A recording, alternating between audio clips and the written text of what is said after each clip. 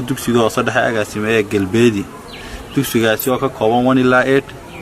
waxaanan ku faraxsanahay inaad nagala soo qayb gasho ama aad soo booqato dugsigan oo laga qabtay dayactir fara badan 5 fasal horena 9 fasal buu ka kooban yahay 4 mar hore la dayactiray 5 fasal iyo xafiiskana dhawaan baa la dayactiray waa horumarinta cilmiga waxa taa dib loo dayactiray meeshii gabdhuhu ku biriigeen girlfriend spacekii waxaad arkaysaa in dugsigu aad bilicdiisu u sareyso waxa ka shaqeynaa seentayadii waxbarashada kor ugu qaadi lahayn waxaana kamid tahay hawlahan laga qabanayaa in sidii loo xoojin lahaa tayada waxbarashada waxaanu sameeynaa kale in dhammaan macallimiinta dugsiyada oo saddex oo dhan ee magaalada gudaheega way isku wada bedelaan markay sanad dugsiyeedka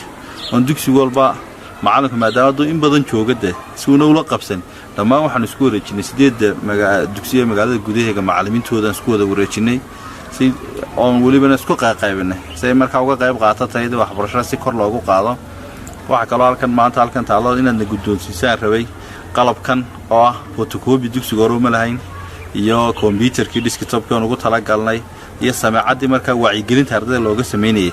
dhammaantood waxaan ugu tala galnay si ardayda maadaama dugsiyada dawladdu u baahan in la tayeeyo in imtixaanka uu noqdo ku standard oo imtixaanka laga qaadi karay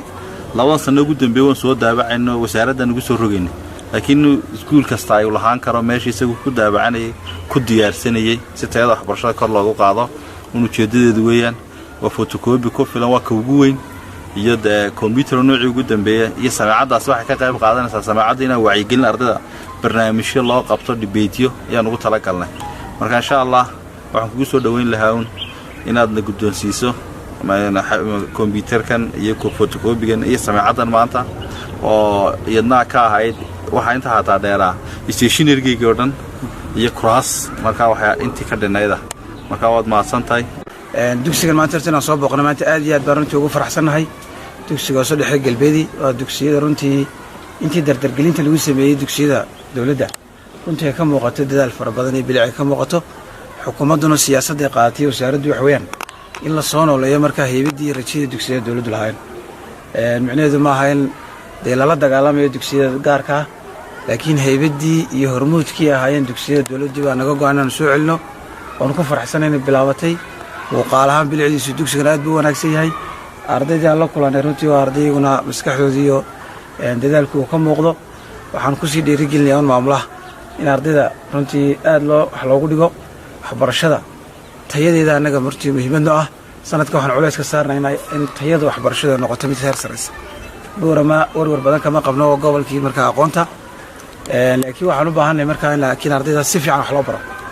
oo subaxii markay soo galay ardaygu markuu ka noqonayo iskuulka runtii kala duwanaado waxaan u baahanay markaa in la tartamaan ardayda kale reer Soomaaliland qalabkan idinku wareejinayo runtii wax weyn bay runtii ka tari doonaan saa sheegteen photocopy-ga waxaan u baahanay inaad bil kasta ardayda imtixaanaad ka qaado nidaamkii hore imka waa la bedelay ma ahan fasalka 8aad qura ma aha halka imtixaanka lagu dhacayo laakiin waxaan u baahanay arday fasal kasta laga soo bilaabo fasalka 3aad wixii ka sareeyo dhan markaa way ardayga gaadh waayay heerkii lagu baahnaa uu dhacaya marka imtixaan baad ka qaadaysaa gudoomiyaha markaa dabagal ku sameynaya ardaygii markaa gaadh waayay natiijo laga doonayo oo ku haraya fasalkiisa ku haraya ma doonayno ardayda fasalka 8aad markay soo gaaraan ayna culays saareen ciqaabna ma doonno waa in ardayga nadiifta ah waxbarashadu soo gaara fasalka 8aad iyagana markaa waa la sii kala reebay hadhow marka dadaalkaasi dardargelintaas la wadaa aad iyo aad waxaan ugu mahadnaqaynaa markaa hay'adaha wada shaqeynta leh markaa iskuulkan iyaguna dayactir ka sameeyay ee ka tahay Save the Children barnaamijka midowga Yurub inaga caawiya horumarinta cilmiga